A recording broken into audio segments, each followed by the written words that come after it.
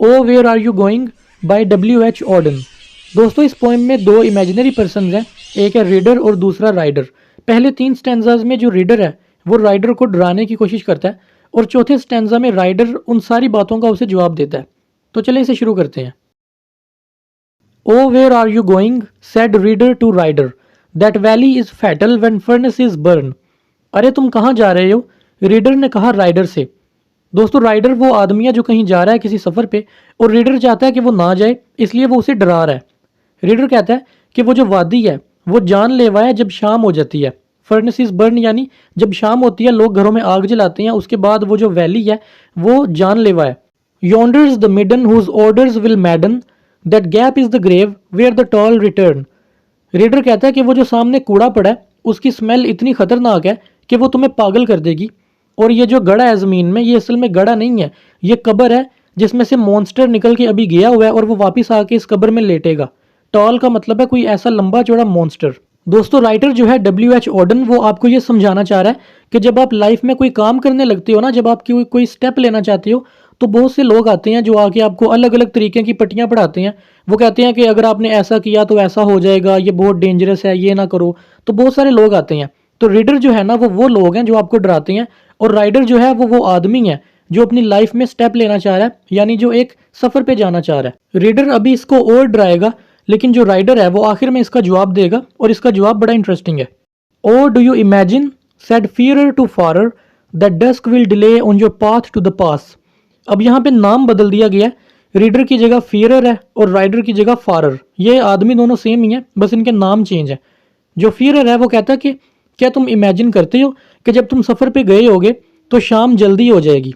दोस्तों पुराने वक्तों में ये होता था कि जब लोग सफ़र करते थे ना तो शाम होने से पहले पहले उनको अपने सोने के लिए कोई जगह ढूंढनी होती थी।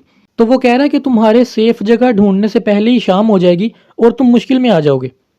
Your diligent looking discover the lacking, your footsteps feel from granite to grass. वो कह रहा है कि ये जो तुम्हारी लुक है जो बड़ी अच्छी है इस वक्त वो अगली हो जाएगी, यानी तुम जो इतनी मेहनत करते हो अपनी लुक को ठीक करने में वो ऐसी नहीं रहेगी बाद में।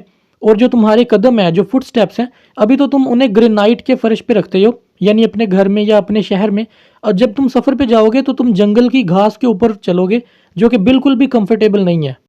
ओ what was that bird said horror to hearer, did you see that shape in the twisted tree. अब दोस्तों यहाँ पे फिर नाम बदल दिया गया, यहाँ पे हॉरर और हेयरर कर दिया गया कि हॉरर जो है जो डर है वो उसको कह रहा है सुनने वाले को कि क्या तुमने वो परिंदा देखा, यानी वो बताने ये चाह रहा है कि वो कितना अजीब परिंदा है वो जो दरख्त पे बैठा है। और वो कहता है कि क्या तुमने वो दरख्त देखा जो कि अजीब सा है, जिसकी शेप अजीब सी है, यानी वो उसे डराना चाह रहा है। Behind you swiftly the figure comes softly, the spot on your skin is a shocking disease. वो कह रहा है कि तुम्हारे पीछे कोई एकदम से आया सॉफ्टली स्मूथली और तुम्हें पता भी नहीं चला, और ये जो तुम्हारे जिस्म के ऊपर निशान है ये कोई बीमारी है तुम्हें। दोस्तों चौथा स्टैंजा इतना खूबसूरत है कि जो पहली लाइन है उसमें वो पहले स्टैंजा का जवाब दे रहा है, दूसरी लाइन में दूसरे का, और तीसरी लाइन में तीसरे का जवाब दे रहा है। वो कहता है out of this house said rider to reader. अब राइडर ने उसे कहा कि मैं इस घर से बाहर जा रहा हूँ, क्योंकि पहले स्टैंजा में उसने पूछा था ना कि तुम कहाँ जा रहे हो, ओ वेयर आर यू गोइंग, तो इसलिए वो उसको जवाब दे रहा है कि मैं इस घर से बाहर जा रहा हूँ। दूसरी लाइन में वो कहता है yours never will said farer to fearer, क्योंकि दूसरे स्टैंजा में उसने कहा था कि तुम्हारी ये जो लुक है ये ख़राब हो जाएगी, तो अब फॉरर जो है उसको जवाब दे रहा है कि तुम्हारी तो नहीं ना होगी, लुक तो मेरी ख़राब होगी, तो फिर तुम्हें क्या टेंशन है। और तीसरी लाइन में वो कहता है they are looking for you said hearer to horror, यानी उसने तीसरे स्टैंजा में कहा था कि तुम्हारे पीछे कोई आया जो तुम्हें पता भी नहीं चला, तो इसलिए उसका वो जवाब दे रहा है। वो कह रहा है कि वो जो भी था ना मेरे पीछे जो आया था वो असल में तुम्हें ढूंढ रहा है, तो इसको वो जवाब देता है as he left them there as he left them there, और वो उन सारी डर को वो उन सारी प्रॉब्लम्स को वहीं छोड़ के वहाँ से चला जाता है। जो राइडर है जिसने जाना था ना सफ़र पे वो उन सारी प्रॉब्लम्स को वहीं छोड़ के चला जाता है। तो दोस्तों आपको समझ आई कि लोग किस तरह आपको डराते हैं जब आप कोई भी काम करना चाहते हो अपनी ज़िंदगी में। ऐसे ऐसे आपके दिल में वो चीज़ें डालते हैं जो आपने कभी सोची भी नहीं होती, ऐसी ऐसी प्रॉब्लम्स बताते हैं आपको। अब देखें प्रॉब्लम्स तो होती हैं, किसी भी आप कोई भी काम करना चाहो उसमें प्रॉब्लम्स तो आती हैं, लेकिन इसका मतलब ये नहीं कि आप फिजिकली कुछ ना करो और वहीं पर बस बैठे रहो। अगर इसकी थीम्स की बात करें तो इसमें फियर है, कन्फ्रंटेशन है और सक्सीडिंग है, यानी इसमें डराया गया है। कन्फ्रंटेशन मतलब इसमें डर का मुकाबला करना भी सिखाया गया, اور سکسیڈنگ یعنی اگر آپ اس کی پوئم کی آخری لائن پڑھیں نا، as he left them there as he left them their, یعنی جو رائڈر ہے اس نے ڈر کو پیچھے چھوڑ دیا اور آگے چلا گیا اپنے سفر پہ، تو اس نے ہرا دیا اس ڈر کو.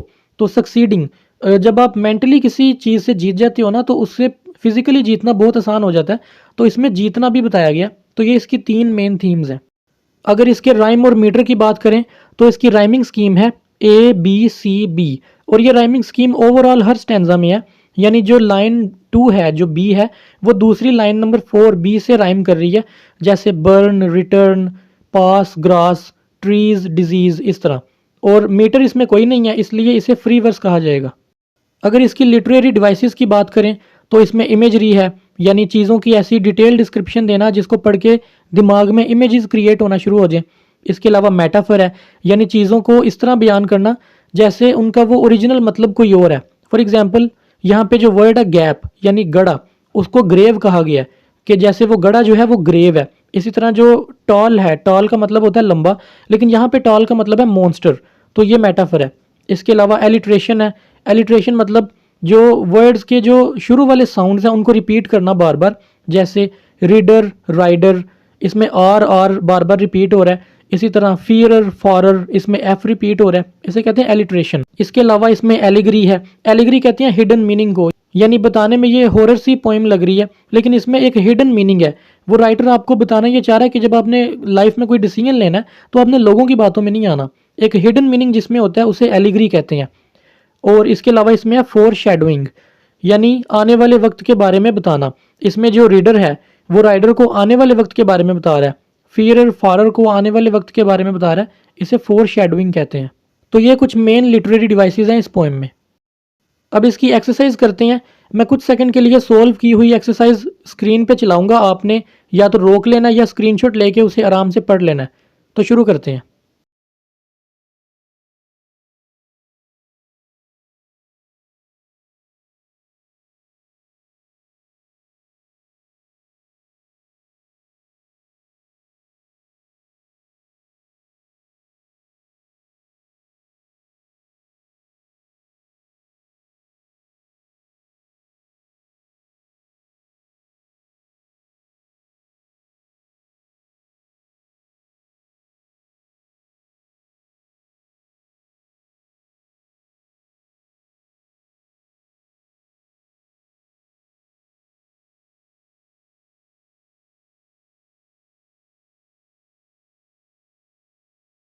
مجھے امید ہے آپ کو ویڈیو پسند آئی ہوگی. آپ کا کوئی سوال یا سجیشن ہو تو آپ کومنٹس میں بتا سکتے ہیں.